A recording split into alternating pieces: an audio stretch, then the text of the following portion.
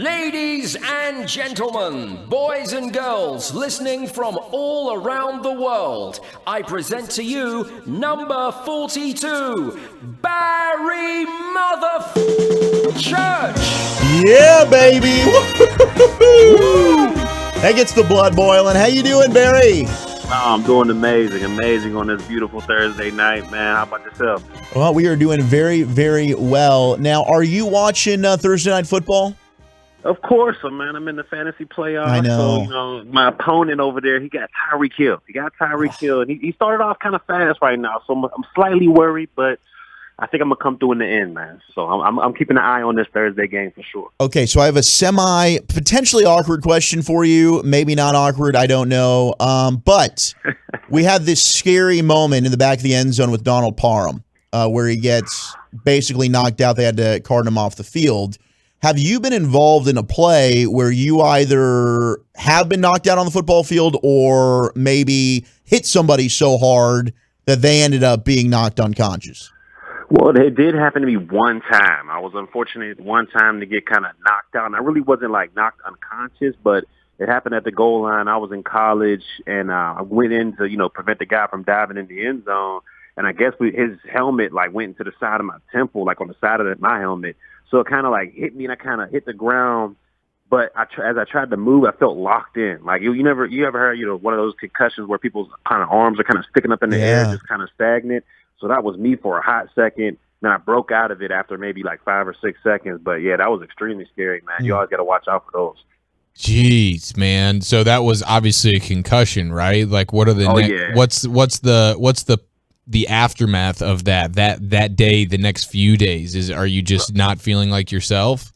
Oh yeah, I mean, I was definitely woozy, kind of foggy, kind of just light air. Just the head just felt like somebody would ask me a question and I'd be like, oh yeah, this, that, and the third. Oh snap, what were we talking about again? But the next day I felt good and they gave me the rest and everything I needed. But man, it was a super scary situation. So, Barry, I've been thinking about something that I've been wanting to talk to you about, which is just some of the great quarterbacks that you played against, because you played against some studs. Against some future Hall of Famers for sure. Yes, and maybe the GOAT as well in Tom Brady. Yeah, I got Brady. I definitely got Brady. Yes, in the playoffs, did. But that's a story for another day. Well, I'm just curious, take us through what the difference is between your sort of your average run-of-the-mill NFL quarterback, who by all standards is a freak show, but the difference between your run-of-the-mill starter to a Tom Brady style of quarterback, just how much, how eye-opening it was when you went up against a Brady or a Manning or a Breeze or somebody like that for the first time. Yeah, I played against, all four of them, Rodgers, Brady, Manning, Breeze. And the thing that they all had in common, to me at least, from the safety position, because, I figure I'm the quarterback of the defense, so you're always trying to play chess with those guys. But no matter what move you made, they kind of always knew what was going on. I mean, you could be faking a blitz from the opposite side, and you could be playing cover three, have no intentions of blitzing at all. But for some reason, he'll be able to call out your bluff as well as the coverage you're in. I mean, you sit there and you tell yourself, you're going to disguise. There's no way this guy's going to know what type of defense we're in. We're not going to tip our hats. But somehow, some way, all four of those guys, man, they would know what the play was before they would snap the ball. And that's why I was for them, it's like playing 7-on-7, because they know where you're coming. They know, how their offensive line is going to pick up or who they're going to pick up. They know who the free guy is and who they got to beat. So it's just like playing chess with those guys, and you got to be 2 or 3 steps ahead of the game to be even in contention with those guys. And unfortunately, I wasn't on a lot of those occasions, so I ended up getting Brady, and I got Rodgers a couple times, and Manning got me as well. But I mean, it's definitely a pleasure going against guys like that. It makes you pick up your game a lot. Barry Church with us here in the Nosebleed Seats, hanging out in the safe space on 105 through the Fan. So with that being said, we get texts all the time regarding Dak Prescott, and it's frustrating because Dak was playing at an elite level through the first half of the season. He was in the MVP conversation. Clearly, Dak and the rest of this offense has been struggling the last 4 to 6 weeks. So, from a defensive perspective, when you watch Dak and the rest of this offense, what are you seeing as to what the change is and to why maybe they're struggling? I don't pretend to know all the answers or anything like that, but to me, the glaring thing that's been hurting this offense going forward, and what I haven't seen that I did see at the beginning of the season, was just a run game. I mean, it definitely is hard as a defender when the offense get to, basically pick your poison. They could beat you with the run or they could beat you with the fat pass.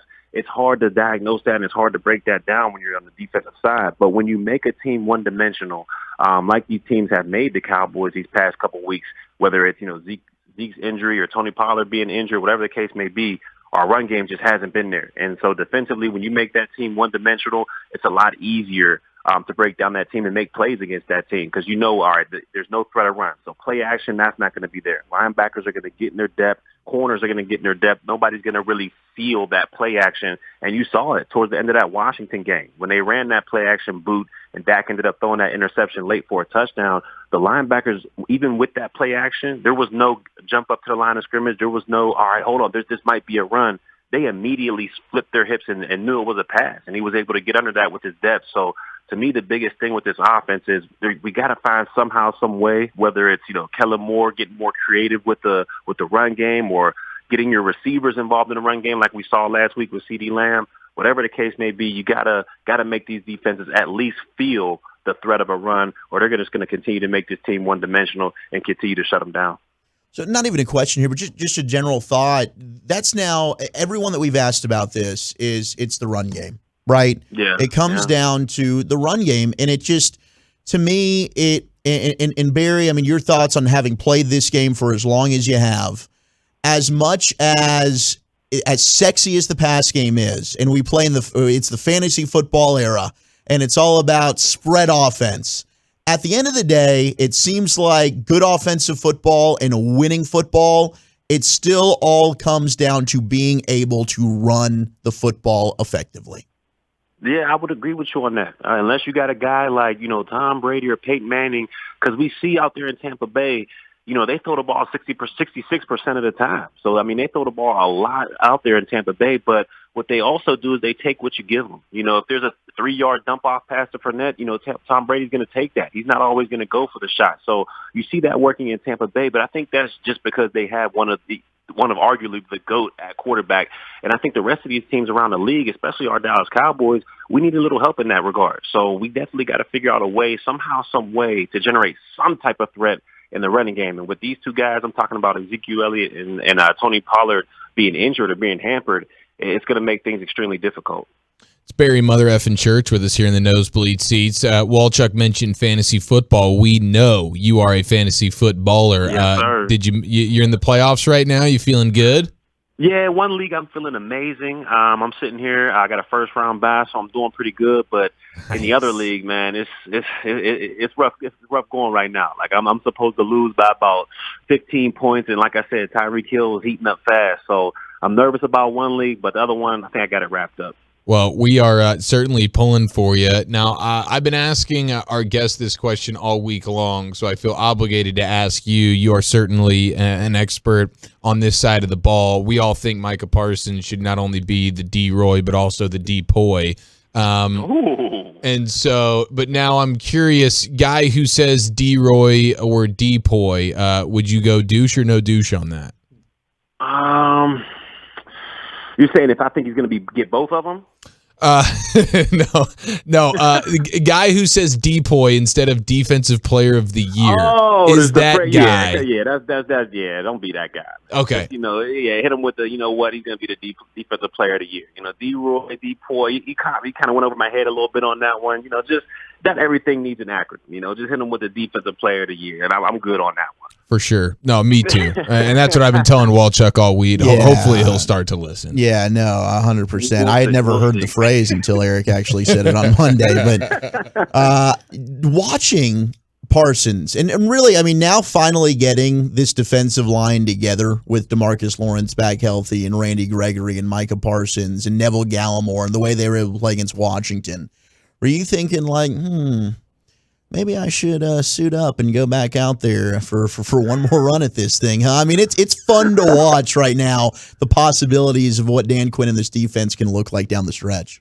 I mean, it's an awesome thing to watch. I mean, these guys right now, they're clicking on all cylinders. I mean, and then you get the guys back. And what surprised me the most about Lawrence coming back, about Randy Gregory, and about Gallimore coming back was their conditioning out there. You know, I thought those guys would go out there and be, all right, I got 2 or 3 plays in me. All right, let me come out and take a breather. But those guys were out there, and you seen it snap after snap. The motor was just rolling. They were excited to be out there, and, of course, they were making plays. And then you got a guy like Parsons who, you know, at first I thought, you know, I hadn't seen an impact like that since Dez Bryant, my rookie year, as a rookie coming in and making a change. But he surpassed that to me. I mean, this guy right now, he's making an impact. Whether you put him at the defensive end, where you put him at linebacker, wherever you put this guy, he is making an extreme impact, whether that's sacking the quarterback, having big takeaways in the game, or even in coverage. He's taking wide receivers up the seam or up the sideline. I mean, this guy can basically do it all, and he's turned into like a positionless weapon. And Dan Quinn, the mad genius, knows how to use him perfectly. He's getting the most out of his rookie and the most out of this defense right now. Because if we look back last year, a lot of these players were here. You know, the D. Laws, the Randy Gregory, the Jordan Lewises, the Anthony Browns, they were all here. And with Dan Quinn's arrival this year, it's just, I mean, these guys are just taking their level to a new game or to a new height. And you look at Diggs. Diggs' play as well has skyrocketed. So, to me, the best free agent this offseason was Dan Quinn. Acquiring him, got these guys to the best of their abilities. And you talk about me coming back playing, there's no way I want any parts of that, all right? These knees, they're going quick, all right? I go out there, I give you one kickoff, and it's a wrap after that. So you brought up Dez there. I'm a Desbian for life. I'm putting you on the spot here a little bit, but do you have a good Dez story or a favorite Dez story you can share with us? I got a lot of Dez stories, but a lot of them aren't for radio that I can tell. Okay, perfect. Those are the ones we want. That's exactly what we want to hear. That guy Dez, man, he was one of the best teammates I've ever had. His passion for the game is just unmatched. I mean, a lot of people thought it was just, you know, aggression and misplaced aggression, but no, his passion for the game, man, it was unbelievable. And the impact he was able to make as a Cowboy, to me, it was just awesome. So I'm definitely with y'all. I'm definitely a Bryant guy for life, and that guy's impact was amazing. Notice, Walchuk, Barry did not refer to himself as a Desbian the same way that you do. Yeah, that's a little much for your boy, but I'm with you on it, though. I'm with you. I mean, I am a fan. I wasn't a teammate, okay, I guess. So that's where we draw the line. We will remove DPOY and Desbian out of our vernacular, Barry. We just want to be cool like Barry Mother Effing Church. Yeah, there it is. Now, Barry, before we let you go, what do you think about what's going down in your former team there with Jacksonville? Urban Meyer gets canned. I mean, this is quite the crapshoot there with the Jags. Oh man, you know what has hit the fan down there in Duval, man. It's wild to me. It's just so many red flags from when you first hired a guy. I'm talking to Urban Meyer. You hired a guy. He brings in a guy with, you know, questionable past about racial slurs and all this and that. And then you get during the season, the guy doesn't go home with the team. I've never seen in my 9-year playing career, I've never seen where a coach just doesn't come home with the rest of his team, especially after a loss. I mean, I just haven't seen it. That was mind blowing. And then he tries to throw his own staff under the bus, saying, you know, they're underqualified, but he was the person that hired them. So it's just a lot of red flags going on down there in Duval. And Shad Khan and the ownership down there, they had to do what they had to do. They had to release the man. There was just too much turmoil going between the players and the coaches amongst each other. So they had to do what they had to do. And hopefully the next guy that goes down there knows what he's doing and gets that Jacksonville team right. Barry, you are an absolute stud, sir. Do you have a prediction for the Blue Chew player of the game this Sunday against the Giants? Guy who goes the hardest for the longest. Man, you know what? I'm going to just go ahead and jump on the bandwagon. I'm going to give it Micah Parsons. I got to get one of these right one of these weeks, so I'm going with Micah Parsons. And by the way, fellas, before I get off, that I finally found out the answer to that trivia question y'all were asking me, man, talking about the girth and all that stuff. Y'all remember that? Oh, is it the Skip Bayless audio? Yes, the Skip Bayless sound. I found out what I seen the meme the other day, and I was like, man, he was talking about boxing. And I'm like, yes! I'm talking about basketball, football, Barry. all this other stuff, man. So I finally figured out. It took me 29 weeks, but hey, I was committed. You were committed. Jeez, I mean, you actually remembered. I think we forgot to keep playing the audio for you. The competitive it's all spirit. Good. I brought it up for y'all, man. I had to get my W somewhere. You stud.